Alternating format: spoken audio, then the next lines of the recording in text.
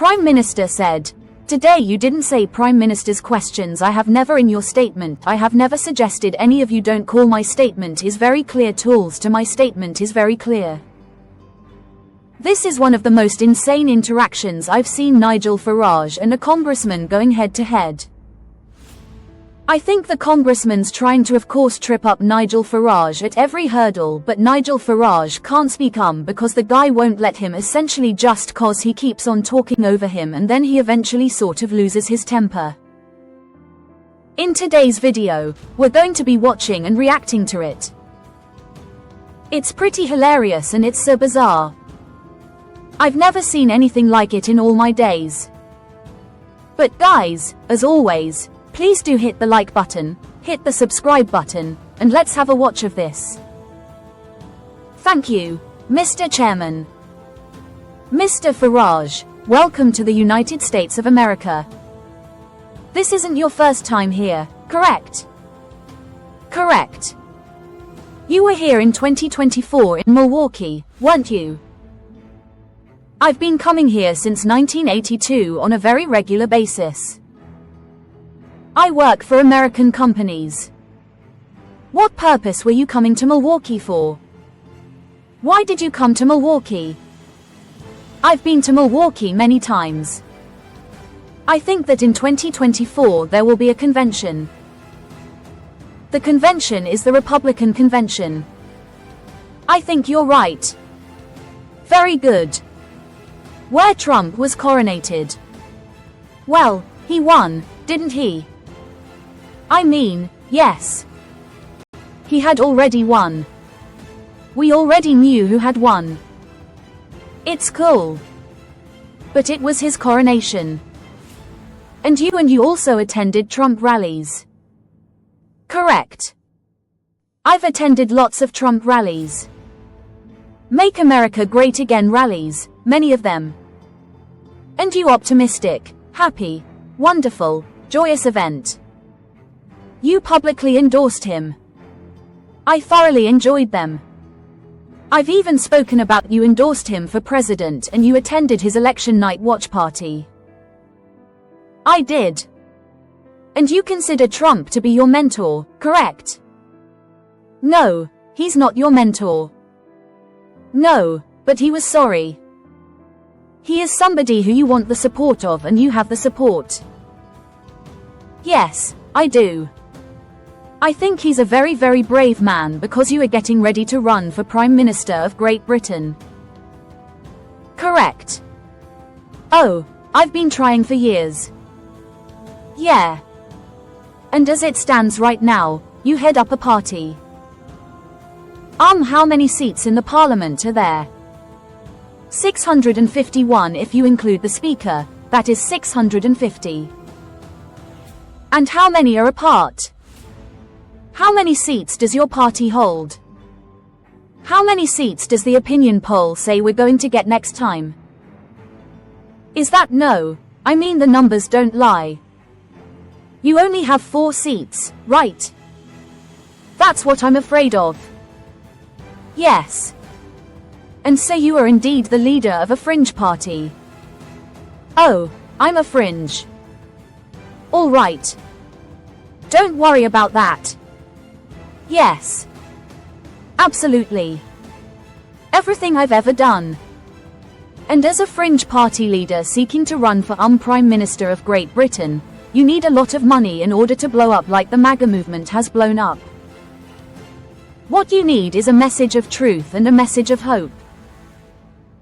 And well, you need money also, right? Money is helpful, but it's not the primary thing you do. The first thing that came out of the chair's mouth this morning during his opening statement had to do with Elon Musk. Yeah. And you're carrying water for Elon Musk today, aren't you? From what I can see, Elon Musk is abusive about me virtually every single week. But it's a free country. So I mean, but you never stop trying to ingratiate yourself with him. Wrong. Well, I mean, you are familiar with the fact wrong. I am familiar with the fact that Mr. Farage's fallout with Donald Trump's campaign benefited to the extent of $250 million for Elon Musk. How much are you familiar with that, correct? How much did Mrs. Zuckerberg give to the Democrats? This is what happens and people around, he didn't give any money. Let me be clear.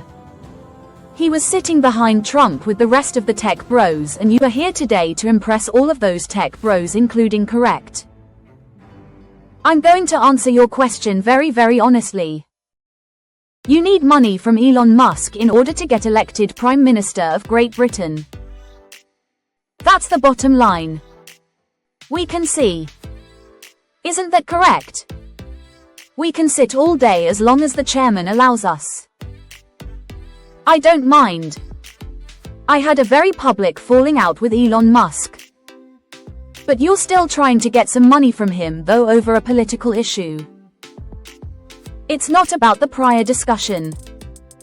You're trying to ingratiate yourself with the tech bros by coming over here and can I get a cup of coffee or something?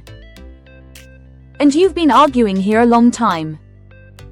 What you're arguing is that the citizens of Great Britain should pay a tariff if these tech companies are not allowed to violate the laws of Great Britain. No, I'm not.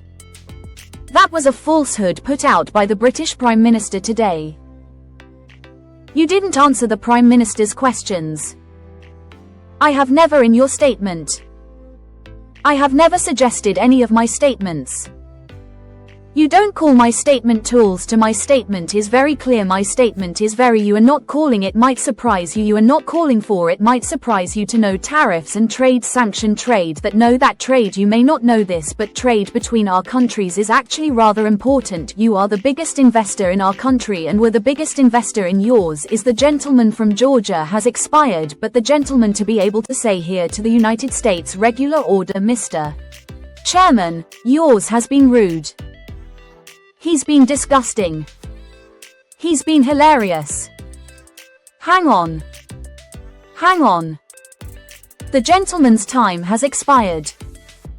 I feel like we should give Mr. Farage a chance to respond to one of the many questions. He was not allowed to respond. So, we'll give you 30 seconds, Mr. Farage, and then we'll move on to our next one because I know Mr. Fraud does have to leave in about an hour. So, we want to get through as many members as we can. Number 1, I had a public fallout over a political issue with Elon Musk. I can't be bullied by anybody. I haven't changed my mind.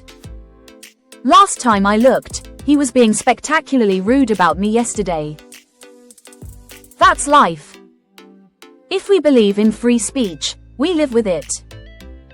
What I have made is very clear on what I have made. Sorry, now this is my turn, I think. Yeah, you got another thank you.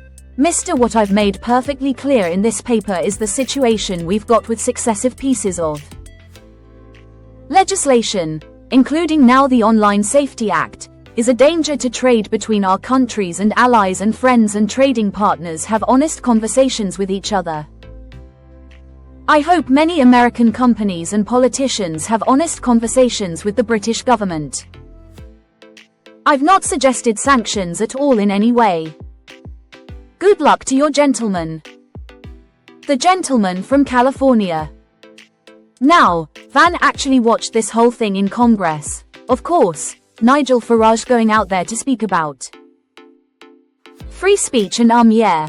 Some of the interactions I think cause I don't know how American Congress works really fully. So, sorry for any international viewers, but it seems as though there's people on the left and some people on the right of course asking Nigel Farage questions.